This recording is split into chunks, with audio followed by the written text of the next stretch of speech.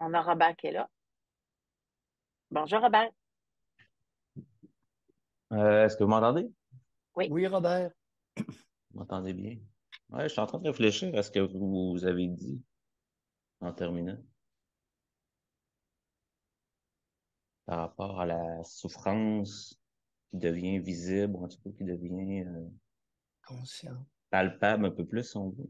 Oui. Identifiable. Puis, Bon, je cherchais le mot avec vous. Identifiable. Identifiable dans son origine. Oui. ouais,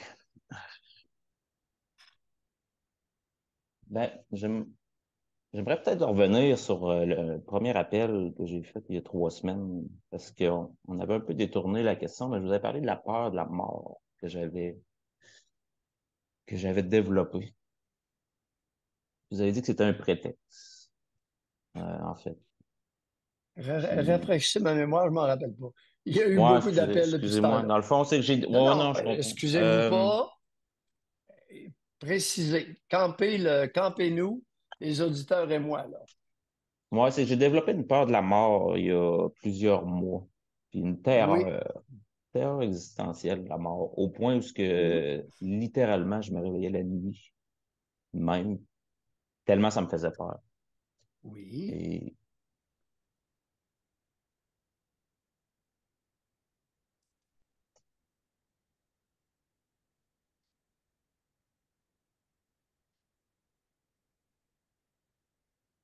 puis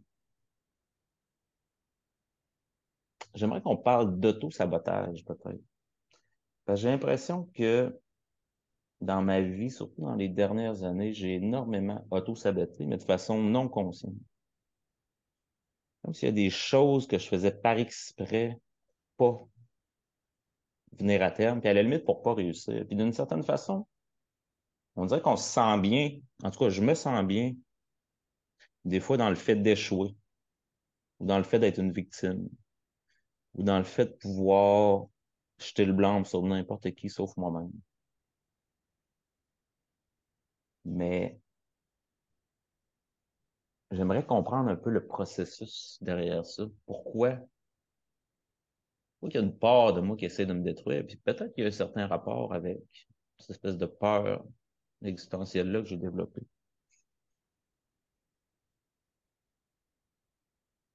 Parce que, puis quand il arrive quelque chose, normalement, on dirait que je ressens aucune émotion. Je suis pas capable de ressentir de la colère pour les choses qui devraient m'amener de la colère. D'avoir des limites pour les choses que je devrais mettre des limites. Bien dit, ça. Bien identifié, utile.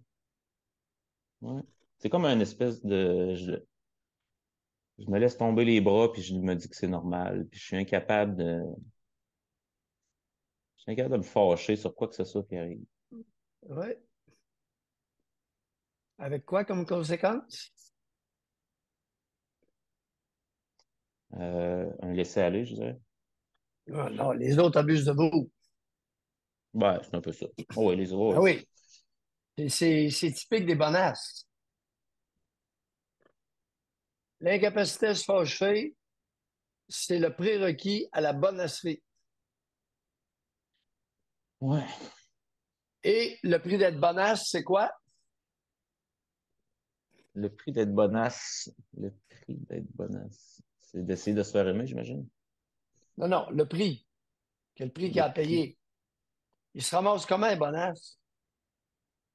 Le derrière sur la paille. Ruiné, en dessous, exploité. Mais ça ressemble à moi, ça, Doc. Ouais, Parce ben que oui. j'ai eu. Tous les individus, hommes et femmes, incapables de se fâcher, deviennent de parfaits bonasses exploités par tout et un chacun. Puis après, ils se mettent en groupe, puis ils lèvent des pancartes.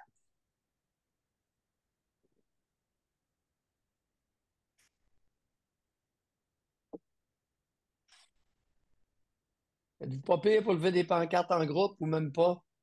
Non, même pas. J'ai Même pas. pas. Non. Non, je me permets de l'exprimer, comme je dis. Quand vous l'avez dit, quand vous Ah, avez dit ça, je me dis, dans le fond, c'est un ça va exutoire de loin, leur là. mal-être. Ouais. Non. Non, j'ai pas ça. Tu sais, j'ai. Ouf. Pourquoi vous dites ça? Votre vie, Non, non, votre ça vie va. s'en va où? Ben, ça va nulle part, puis là, je viens de perdre mon emploi. Ouais. Puis, mais tu sais, j'ai aucune émotion par rapport à ça, honnêtement. Puis je vais probablement me ramasser dans la rue. Ben oui, Robert. Non, parce que j'ai des problèmes Robert, financiers aussi. vous avez une émotion par rapport à ça. Vous en avez une qui est cachée dans le coin. Ouais, je dis pas que j'en ai pas, mais en tout cas, Une autre perte, Robert? une autre perte Oui, que j'ai vécue. oui. Un petit plaisir associé à la perte? Dans quel sens vous dites ça? Non, non, je sais pas. Dans aucun autre sens que ce que je dis. Est-ce que vous avez ressenti un peu de plaisir à vous faire congédier? Ouais, je me sentais bien les premières journées. J'étais sur un Bon, nuage. merci. Sur un nuage? Sur un nuage, ouais. Ouais. Et en étant sur un nuage, en perdant son emploi, on se rapproche de qui? On réalise la prophétie de qui?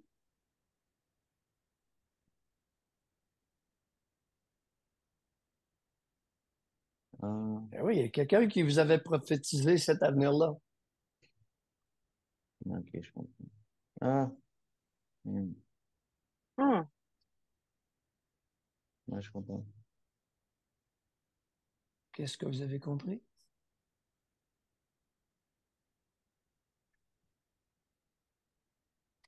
Il y eut un prophète Oui. et le sujet réalise la prophétie.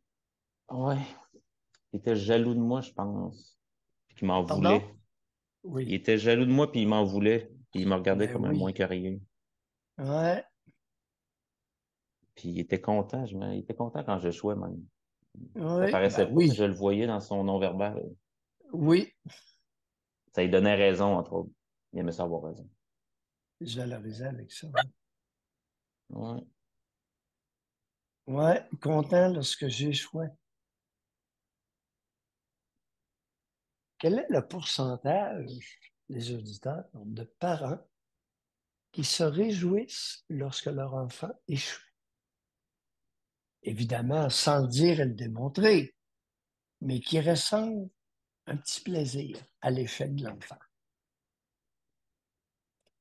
Faites pas une étude là-dessus parce que vous allez tomber sur le cul, je vais autant vous le dire. Ça, c'est la définition de l'envie.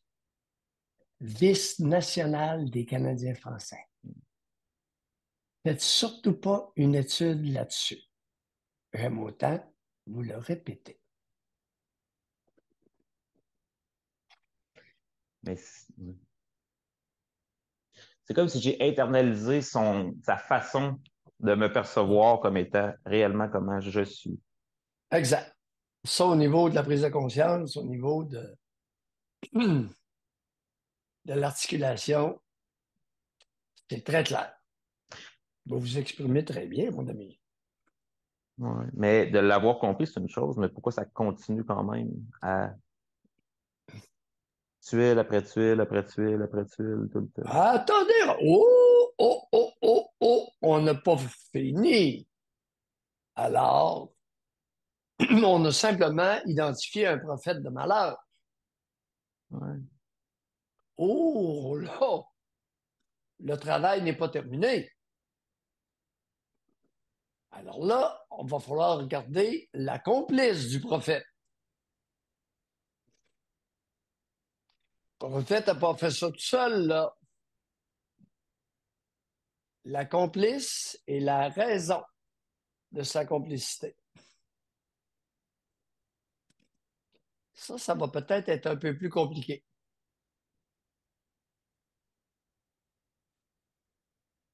un peu plus douloureux. Prophète, ça, c'est clair. C'est gros, c'est clair, c'est épais, c'est visqueux.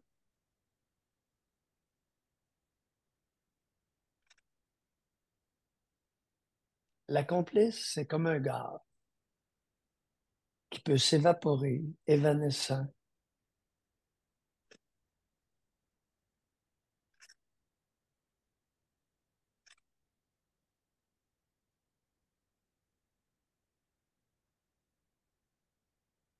vous pensiez avoir terminé votre introspection en découvrant que vous avez introjecté ou amené à l'intérieur de vous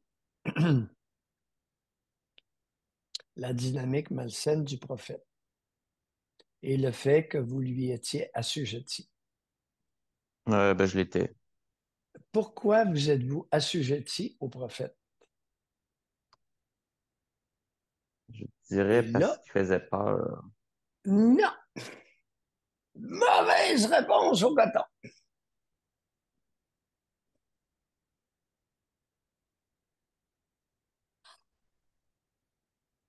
D'après moi. Et là, on va s'approcher de votre peur de la mort.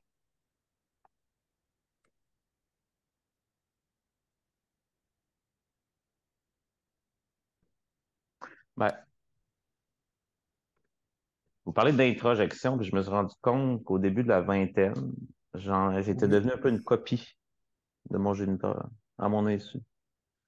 J'agissais comme lui, je Ah, pensais comme oui. lui, et j'allais jusqu'à mettre son linge. Il me donnait son linge, j'allais jusqu'à mettre son linge, puis il prenait Ouais, fierté à ce que je porte son linge. ouais, Puis quand je me suis rendu compte de ça, là, j'ai été dégoûté littéralement ouais. de m'avoir fait en faire whopper, si on veut. Non. Ce qui vous a dégoûté, c'est les raisons pour lesquelles vous avez mis ces guenilles. Ça vous a dégoûté à 20 ans. Pourquoi moi j'ai décidé de mettre ses guenilles et pourquoi lui aimait ça que je mette ses guenilles? Non. Pourquoi vous avez mis ces guenilles? J'essayais, je voulais qu'il soit fier de moi. Je voulais être à Non. la hauteur de ce que je pensais qu'il s'attendait de moi. Non. Non, parce Pas qu'en même temps, je facile m'en le vais moi matin, aussi. hein? Ouais. Pas facile le matin, hein? Vous avez parlé de la souffrance qui émanait plus qu'on s'introspectait, puis Oui. j'avais déjà levé la main avant que vous dites ça, mais je trouve que ça va dans l'ordre en ce moment, de ce que je vis. Énormément même. Puis, Continuez. Déviez pas, vous êtes brillant.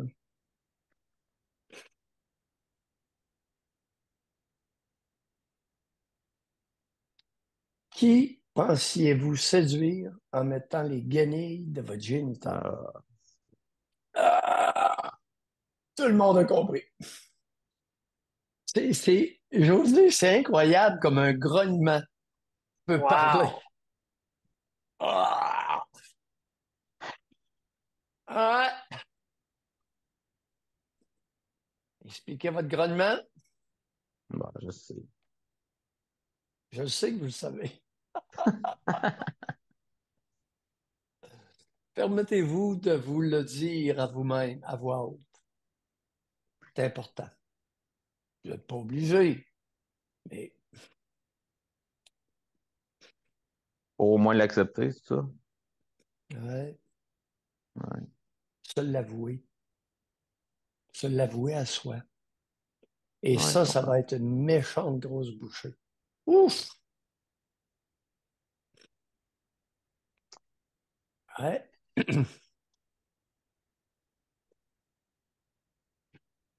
La complice a manipulé la prophétie destructrice du géniteur de son fils. Aïe, aïe. Elle est allée loin, la salope. Hey, c'est moi qui l'avais traité de salope le dernier appel. Là, puis Ouais.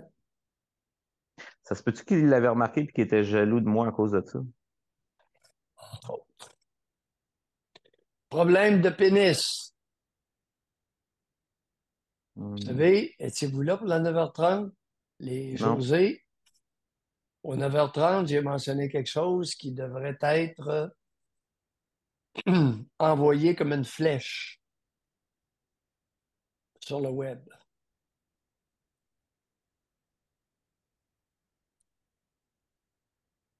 Concernant l'importance concernant la représentation psychique du pénis pour la vaste majorité des hommes.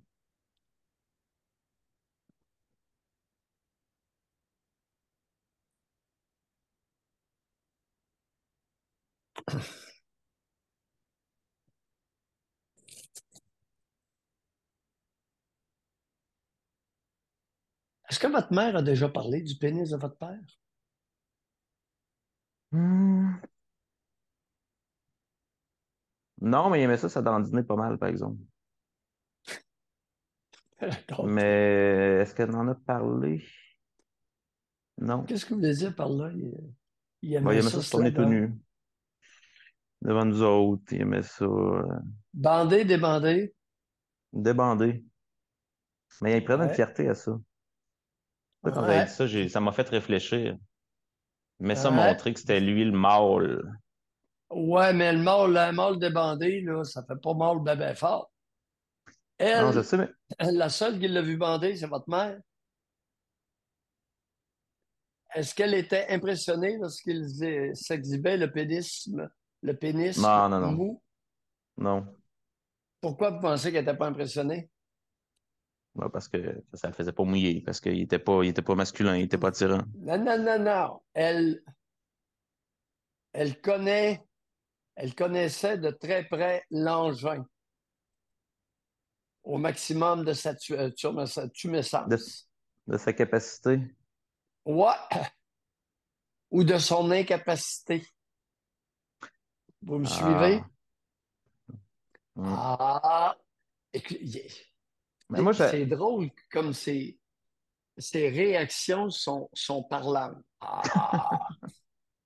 oui, non, moi, j'avais pensé à une théorie allez-y, par rapport à lui. Puis ça faisait longtemps que je savais que allez-y. mon père était pas un homme, était pas un homme masculin, était pas un homme viril. Puis mon père, il avait peur des hommes, j'ai l'impression.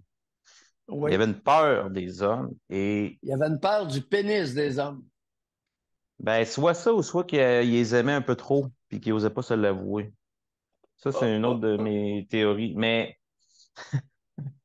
ouais, Êtes-vous en train d'insinuer qu'on pourrait craindre ce qui nous attire? je doute, honnêtement. Puis c'est quoi, des fois, je remarque, tu sais, il y a beaucoup d'hommes qui découvrent un côté bisexuel ou qui essayent des trucs dans la trentaine puis la quarantaine. Puis je me demande si mon père, à cette époque-là, il vivait pas quelque chose de même un peu. C'est un de mes doutes que j'ai, entre autres. Mais si je reviens Êtes-vous à en ce train que, d'insinuer qu'il pouvait peut-être avoir manifesté une certaine convoitise envers votre pénis? oui, Eh boy, ce coup-là, il a répondu un peu vite. oui, Eh bien, oui. c'est une hypothèse. Ça va aller un Trouver peu, des... ouais. Oui, Oui, allez-y. allez-y. Non, allez-y, ce que vous dites. Non, non. Je voulais simplement dire que la plupart des homosexuels ont eu des enfants, ont des enfants, vivent avec une femme, copulent une femme. J'ai pas vu souvent des homosexuels uniquement homo sans jamais avoir eu de relation avec une femme. Je n'ai vu quelques-uns, mais c'est très rare. Mhm. La plupart s'abritent le pénis derrière une paire de fesses féminines. Puis là, ils bandent pas. Ben, pas ou peu. Ouais. Euh, la plupart des homosexuels avec une femme m'ont confié que 2, 3 fois dans le mois, ça peut aller, en autant que ça ne dure pas plus que 10 minutes. Et il est impérieux qu'elle sorte de la douche. Ça, ils m'ont tous confirmé ça. C'est important qu'elle sorte la douche juste avant. Il faut pas qu'elle sente, puis il faut qu'elle soit propre, Et, puis... le moins de phéromones possible. Hmm. Non, non, c'est pas une question de propreté. C'est une question de phéromones. Ah, ok. Ils Puis sont ils pas vont attirés. très bien tolérer le savon, là, savon dans la vulve, rien qu'en masse.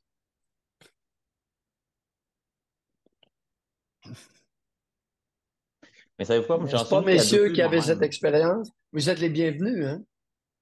On n'a jamais eu en ondes. Non, mais il y Jamais en a qui nous ont beaucoup, appelés, Doc, qui Josie. veulent même pas se l'avouer à eux-mêmes. Fait que,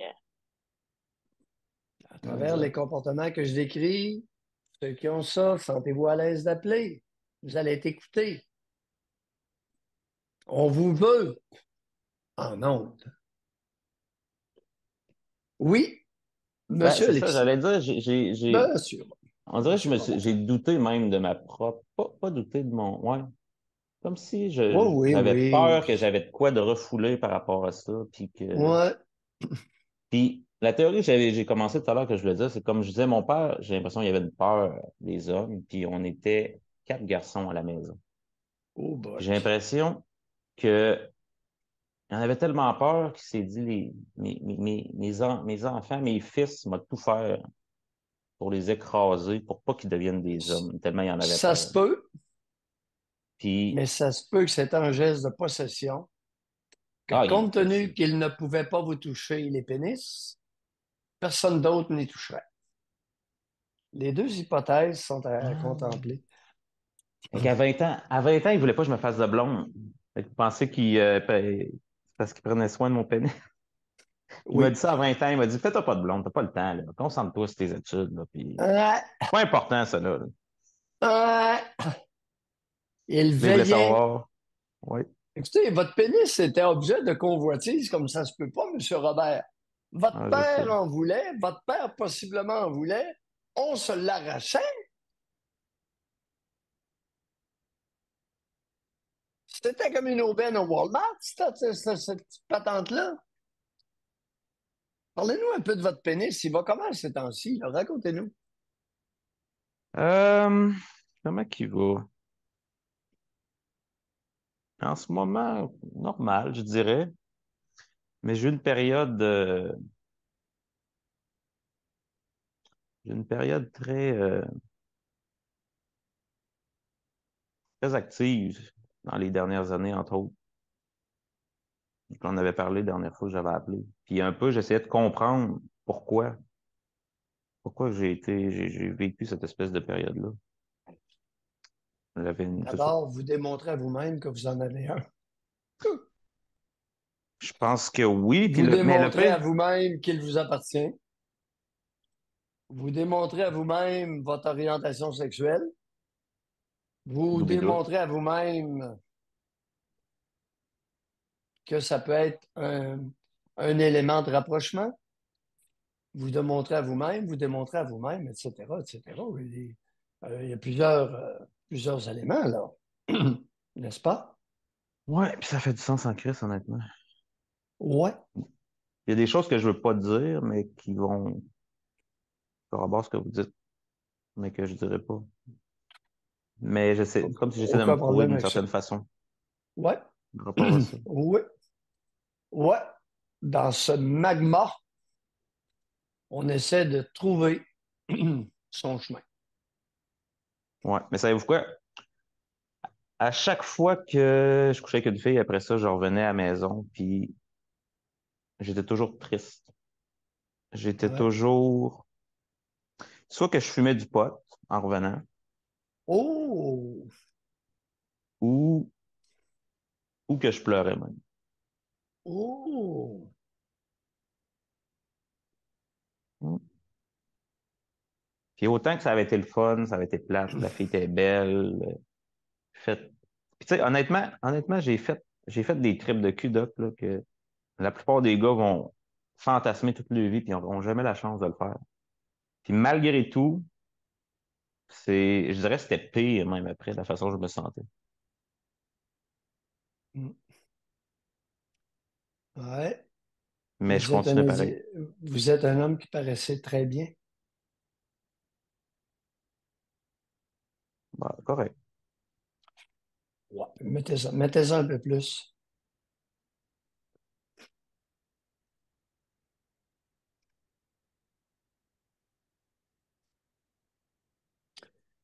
Et vous avez plu à vos deux géniteurs, fort Ouais. possiblement. Vous Oui. avez été objet de convoitise sexuelle de la part Ouais, il des me le deux. disait aussi. Il me disait que j'étais le plus cute. des quatre. Je le Ouais. disais directement. Oh, écoutez, à travers vos propos, on est capable de lire que pour ce qui est de l'attrait sexuel, vous en avez. Ouais, ça s'est calmé, par exemple, dernièrement. Ça s'est calmé. Puis j'ai eu des problèmes érectiles aussi, entre autres. Ah, oh, il s'est mis à vaciller. Ouais, je me suis mis vacillé, puis là, la confiance, après ça, continue, puis que là, tu pars ça, que tu dis, je vois d'un côté, j'essaye le tout pour que ça fonctionne à tout prix, ou ben non, j'abandonne. Puis à un moment donné, j'ai comme lâché prise là-dessus. Quel groupe d'âge, Robert? Dans la quarantaine? Début quarantaine. Oui, la quarantaine. Puis tu sais, je pense pas que ce soit physiologique, là, je suis en bonne forme physique, puis, Ouais. mais, ouais.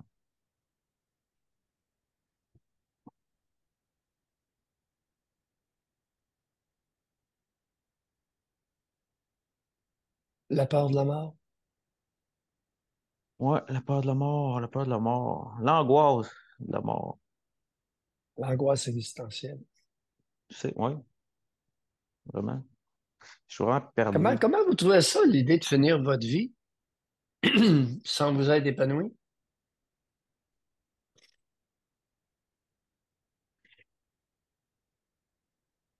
Je vous dirais que là-dessus, j'ai un lâcher prise.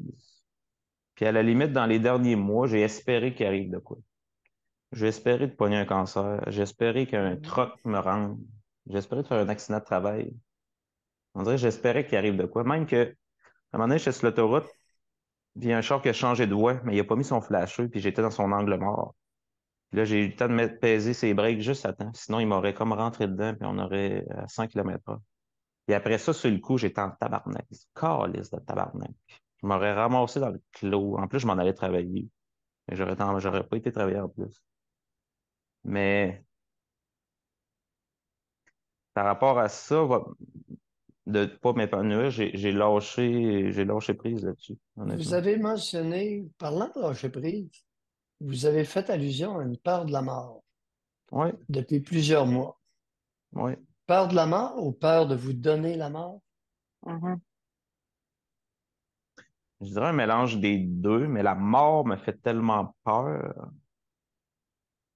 Pour moi, c'est comme la solution, c'est comme la dernière solution qui me reste, mais en même temps, c'est comme ma plus grande peur. J'ai de la misère. Tu sais, j'y Vous pense. À chaque fois savez, que j'ai quelque chose qui arrive dans ma vie de marde, je ouais, pense à ça. Mais quand je suis confronté à ça, vous êtes à la croisée des chemins. Ou bien vous oui, maturez, ou bien la vie ne vaut plus la peine d'être vécue. Est-ce qu'on pourrait dire ça dans votre cas? ouais, oui, ça fait longtemps. C'est des Ouais. mois là, que c'est le même. Que je vire en rond, puis que je suis de Vous pilote savez, automatique aussi. j'ai été gentil concernant votre complice. Le prophète de malheur, lui, assez bien identifié. La complice, maintenant, négligée. Correct? Alors, un de ces quatre, décanté, puis voyons si vous voyez dans votre tête, dans votre cœur, dans votre sexe, qu'est-ce qui se passe avec la complice. D'accord? Mhm. Ben, Ouais. Robert, Bye. à plus.